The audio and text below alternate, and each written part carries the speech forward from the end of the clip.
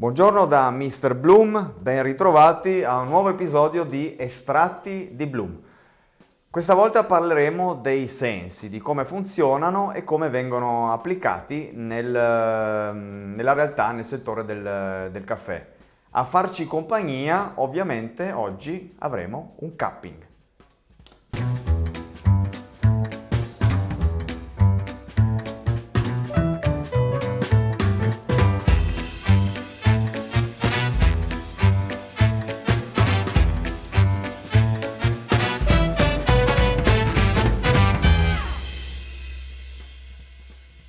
Intanto faccio partire il timer perché, come al solito, il tempo di estrazione sarà determinante per questo video, perché il tempo di estrazione è di 4 minuti, tempo previsto per appunto un cupping.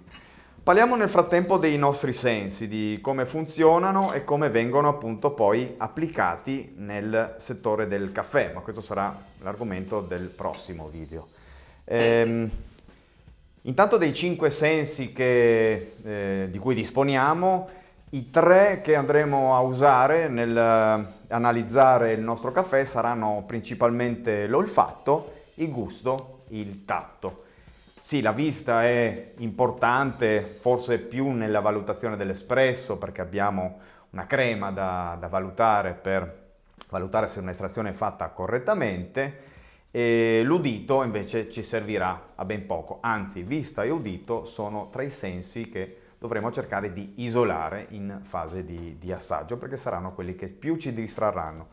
Partiamo quindi dal primo, il primo approccio che abbiamo anche con il mondo è annusare qualcosa, anche prima di introdurre qualsiasi cibo in bocca andiamo ad annusarlo anche se non ce ne accorgiamo nel momento in cui portiamo quel prodotto al palato.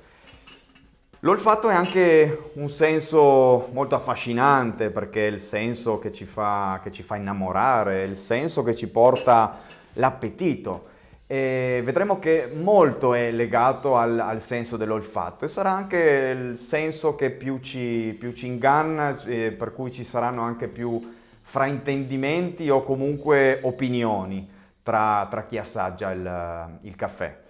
È un senso molto che va affinato molto, è un senso che va allenato anche molto, ma vedremo che i sensi vanno allenati non tanto annusando e provando cose, sì, sicuramente questo servirà per accrescere il nostro bagaglio culturale di sentori, aromi e gusti nuovi, però quello che più ci servirà è l'aspetto mentale, cioè essere concentrati e focalizzati su quello che facciamo. Il secondo senso è il senso del gusto. Il senso del gusto, quando portiamo qualcosa al palato, il gusto si divide in 5 gusti base e sono l'acido, l'amaro, il dolce, il salato e l'umami. Nel caffè principalmente saranno i 3 i gusti ad essere coinvolti, ovvero l'acido, l'amaro e il dolce. In ultimo è il tatto. Dovete sapere che il tatto è presente anche nel nostro palato. Noi quando pensiamo al tatto pensiamo a mani, forse mani e piedi, diciamo le nostre estremità, dove abbiamo le terminazioni nervose che ci permettono di poter valutare qualcosa dal punto di vista tattile. Dovete sapere che anche all'interno del nostro palato abbiamo dei recettori che possono permetterci di valutare un prodotto dal punto di vista tattile. Quindi se ha più o meno corposità, ha più o meno oleosità, quindi in buona sostanza sarà più denso o meno denso all'interno del nostro palato. Vedremo che in un caffè questo sarà un aspetto determinante per poter descrivere e valutare correttamente un caffè. Come vi dicevo prima, gran parte dell'analisi di un prodotto e quindi gran parte dei sensi che utilizziamo, che andiamo a utilizzare, essendo un processo neuronale fondamentalmente, sarà fondamentale l'aspetto della nostra mente, quindi quanto siamo focalizzati e quanto siamo concentrati. Per questo il senso della vista e il senso dell'udito è meglio tenerli isolati perché normalmente ci distraggono, sono quelli che più abbiamo sviluppato nel tempo e quindi sono quelli più facili per noi da utilizzare, sono quelli che però in questa fase andranno a distrarci. Abbiamo finito i nostri 4 minuti, è il tempo di usare quindi i nostri sensi. L'olfatto, con la rottura della crosta,